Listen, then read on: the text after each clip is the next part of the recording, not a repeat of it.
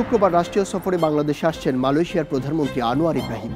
এই সফরে আলোচনার টেবিলে কি থাকছে, কার কার সঙ্গে বৈঠক হবে, দুই দেশের চাওয়া পাওয়ার কি আছে, সফরের কূটনৈতিক তাৎপর্যই বা কি, এই নিয়ে আলাপ আলোচনা করব। তবে তার আগে দেখে নেই দুই দেশের দ্বিপাক্ষিক সম্পর্কের শুরুটা কখন হয়েছিল। মালয়েশিয়া দক্ষিণ পূর্ব এশিয়ার দ্বিতীয় দেশ এবং এশিয়ার প্রথম মুসলিম প্রধান দেশ হিসেবে 1972 সালের 31শে জানুয়ারি বাংলাদেশকে স্বাধীন সার্বভৌম রাষ্ট্র হিসেবে স্বীকৃতি দেয়। দ্বিপাক্ষিক সম্পর্কের শুরুটা তখন থেকেই। 1974 সালে প্রথম মালয়েশিয়া সফরে যান বঙ্গবন্ধু শেখ মুজিবুর রহমান। একই বছর দেশটির সরকার প্রধান টেঙ্কো আব্দুল হালিম প্রথমবারের মতো বাংলাদেশ সফর করেন।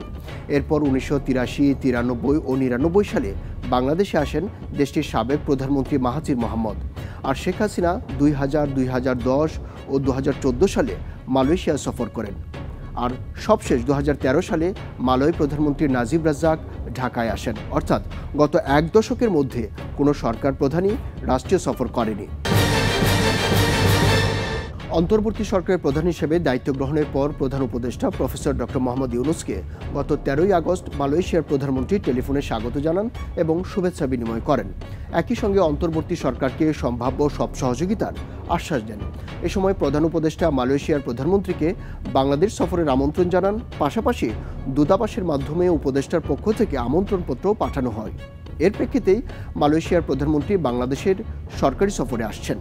আর অন্তর্বর্তী সরকারের সময়ে প্রথম বিদেশি কোনো সরকার প্রধানের বাংলাদেশ সফর এটি। ফলে দ্বিপাক্ষিক সম্পর্ক ও আঞ্চলিক সহযোগিতার ক্ষেত্রে এই সফর অত্যন্ত গুরুত্বপূর্ণ হয়ে উঠেছে।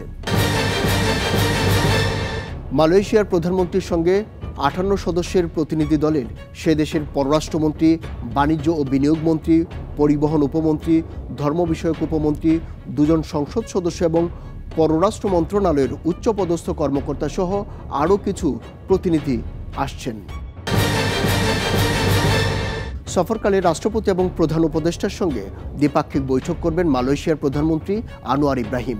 বৈঠকে বাংলাদেশ ও মালয়েশিয়ার মধ্যে অর্থনৈতিক, রাজনৈতিক, বাণিজ্য ও বিনিয়োগ, শিক্ষা, প্রযুক্তি এবং মানব সম্পদ উন্নয়ন, জনশক্তি পাঠানো, উচ্চশিক্ষা সহযোগিতা, ব্যবসা ও বিনিয়োগ, যোগাযোগ, অবকাঠামো উন্নয়ন এবং প্রতিরক্ষা সহযোগিতা সহ পারস্পরিক স্বার্থের সংশ্লিষ্ট ক্ষেত্রগুলো গুরুত্ব পাবে বলে আশা করা হচ্ছে।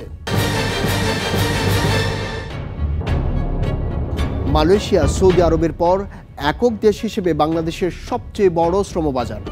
বর্তমানে 12 লক্ষাধিক প্রবাসী বাংলাদেশি বিভিন্ন সেক্টরে কর্মরত রয়েছেন। কিন্তু সিন্ডিকেট জটিলতায় শ্রমবাজারটি বন্ধ রয়েছে এখন। গণমাধ্যমের খবর বলছে নূর আলী ও স্বপনের সিন্ডিকেটের পিছনে সরাসরি সাবেক প্রধানমন্ত্রী শেখ হাসিনার হাত রয়েছে। আওয়ামী লীগ সরকারের টানা 3 মেয়াদে অনিয়ম দুর্নীতির কারণে 3 বার বন্ধ হয় শ্রমবাজারটি। প্রথম 2008 সালে বন্ধ হয়, 8 বছর পর 2016 সালে চালু হয়, 2018 সালে ফের বন্ধ হয়, 2022 সালে আবার কর্মী যাওয়া শুরু হলেও 24 সালের জুন নাগাদ আবার বন্ধ হয়ে যায়, যা এখন পর্যন্ত চলমান। আশা করা হচ্ছে আনোয়ার ইব্রাহিমের এই সফরে সেই জট খুলতে পারে। মালয়েশিয়া ও বাংলাদেশের দ্বিপাক্ষিক বাণিজ্যের আকার প্রায় $3 বিলিয়ন, কিন্তু এর মধ্যে বাংলাদেশের রপ্তানি মাত্র $384 মিলিয়ন।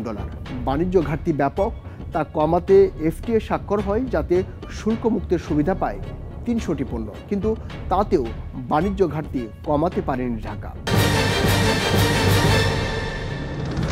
2025 সালে মালয়েশিয়া আসিয়ান জোটের সভাপতির দায়িত্ব নেবে। জোটে রোহিঙ্গা প্রত্যাবাসন বিষয়ে মালয়েশিয়ার সক্রিয় সহযোগিতার আহ্বান জানানো হবে। এছাড়া আঞ্চলিক সহযোগিতার ক্ষেত্রে আসিয়ানে বাংলাদেশের সেক্টরাল ডায়ালগ পার্টনার হওয়ার বিষয়টিও বিশেষভাবে তোলা হবে। মালয়েশিয়ার প্রধানমন্ত্রী সরকারি সফরে ঢাকা পৌঁছলে তাকে রাষ্ট্রীয় প্রোটোকল অনুযায়ী উষ্ণ সংবর্ধনা দেওয়া হবে। সফরটি বাংলাদেশ ও মালয়েশিয়ার মধ্যে দ্বিপাক্ষিক সম্পর্কের গভীরতা ও স্থায়ী বন্ধুত্বের বহিঃপ্রকাশ হিসেবে পরিগণিত হবে বলে আশা করা হচ্ছে।